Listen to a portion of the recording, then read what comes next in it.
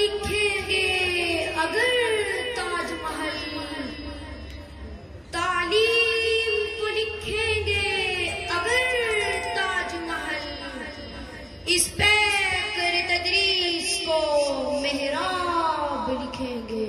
माने तू मुझे ये ना माने ए ज़माना, माने तू मुझे ये ना माने ए ज़माना, सभी मानते मगर मेरे उस्ताद को।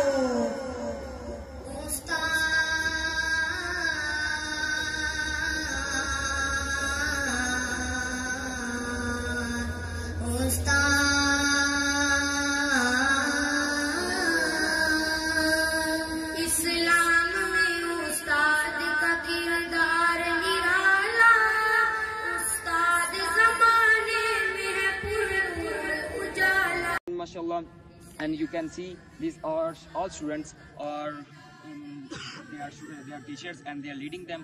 And this is our teacher. This is Sir Mohsin Alam is Kashmiri. He is leading all students and he is the head of this department that Hufaz Educators is under to him, and he is providing and all facilities and capability. نحن نتعلم هذين اللغتين العربية والإنجليزية. العربية ما هي فوائدها؟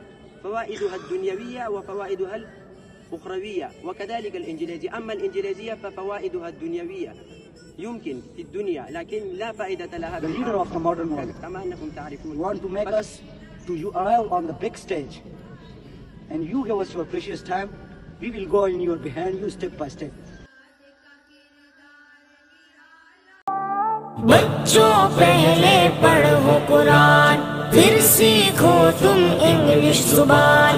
चाहे बनो तुम साइंसदान, लेकिन बनो तुम नेक इंसान।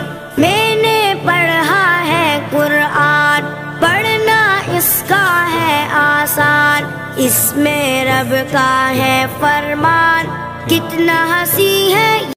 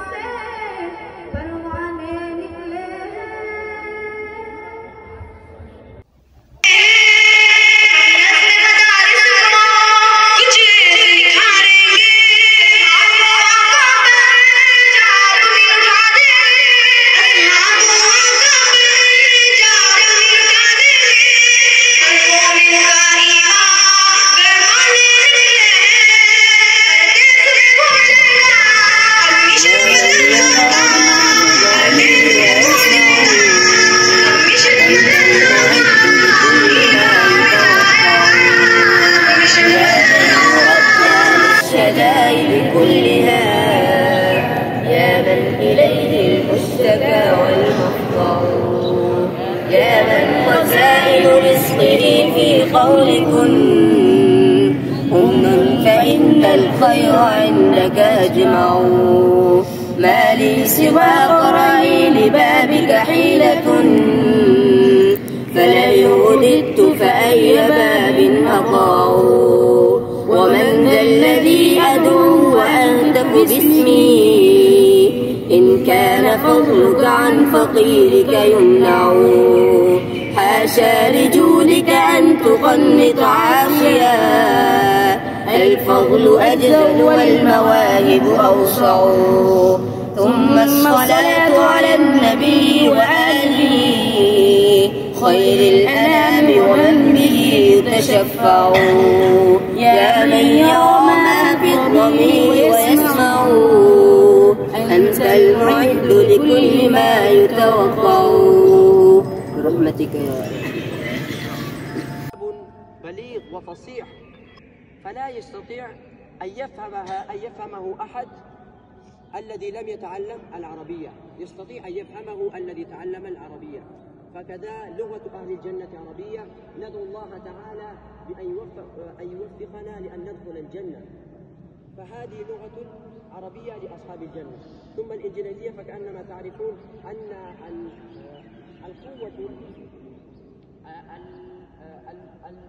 البلد الذي مملوء بالحيوية فهو صاحب الإنجليزية، وكأنما جميع التكنولوجيا الجديدة في اللغة الإنجليزية والحاسوب في اللغة الإنجليزية. فالذي لم يتعلم الإنجليزية فكيف يفوز في الدنيا؟